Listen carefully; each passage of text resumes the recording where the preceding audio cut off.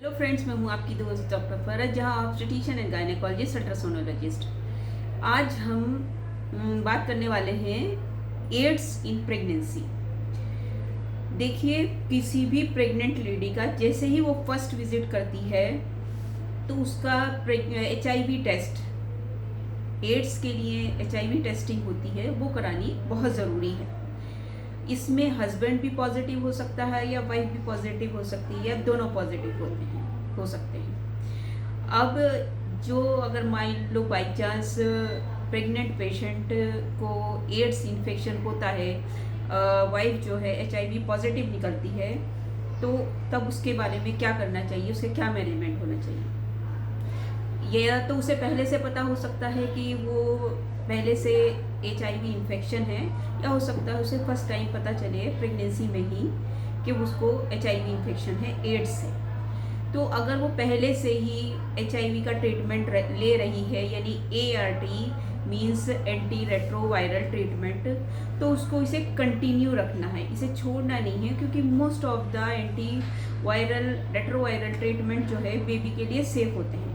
और इसकी वजह से प्रेगनेंसी से, प्रेग्नेंट वूमेन से बच्चे को इन्फेक्शन के चांसेस बहुत कम हो जाते हैं। जो मेन प्रेग्नेंट पेशेंट में HIV वालों में प्रॉब्लम होती है कि बच्चे इन्फेक्शन मदर से बेबी को ट्रांसफ़र हो सकता है।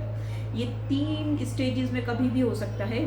फर्स्ट स्टेज होती है ड्यूरिंग प्रेगनेंसी, प्रीनेटल पीरियड में, एंटीनेटल पीरियड में, जबकि मदर को, बेबी को बाय थ्रू ब्लड या जब वो प्लेसेंटल बैरियर क्रॉस कर सकता है, और बच्चे को भी HIV इन्फेक्शन हो सकता है।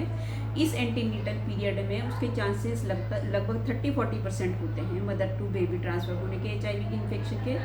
और दूसरा सबसे ज़्यादा चांसेस होते हैं ड्यूरिंग लेबर, लगभग 70% चांसेस होते हैं ड्यूरिंग डिलीवरी HIV इन्फेक्शन के मदर टू बेबी ट्रांसफ़र होने के। और थर्ड टाइम होता है जब बेबी को ब्रेस्ट फीड कराती है मदर, जब मदर बच्चे को दूध पिलाती है, तो उस टाइम भी HIV के इन्फेक्शन के चांसेस जो है मदर टू बेबी ट्रांसफ़र होने के चांसेस रहते हैं। लेकिन अगर मरीज़ एंटी रेट्रोवायरल ट्रीटमेंट ले रही है, HIV का ट्रीटमेंट ले रही है, तो ये जो चांसेस हैं ये रिड्यूस हो जाते हैं 1-2% ओनली।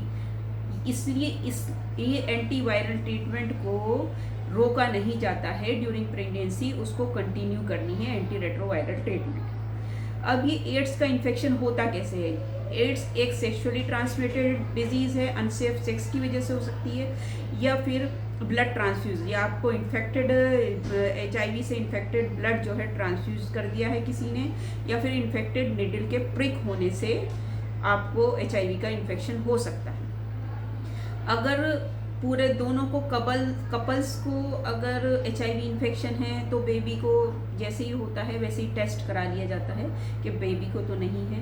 अगर खाली वाइफ को है, और अगर वाइफ कंसीव कर चुकी है तो कोई बात नहीं, लेकिन अगर कंसीव नहीं करी है और वो बच्चा चाहते हैं तो उन्हें IUI के थ्रू करना चाहिए।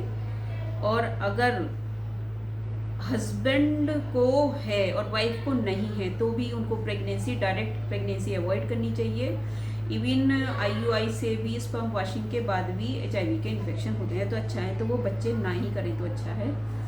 और अब ब्रेस्ट फीडिंग की बात है, जैसे इंडिया में पुअर सोशो इकोनॉमिक कंट्री है, तो यहाँ पे कई बार बच्चे सेप्टिक डायरिया में ज़्यादा मोर्टिलिटी है, HIV से पहले वो सेप्टिक डायरिया, तो ऐसे केस में तो ब्रेस्ट फीडिंग कंटिन्यू कर देनी चाहिए।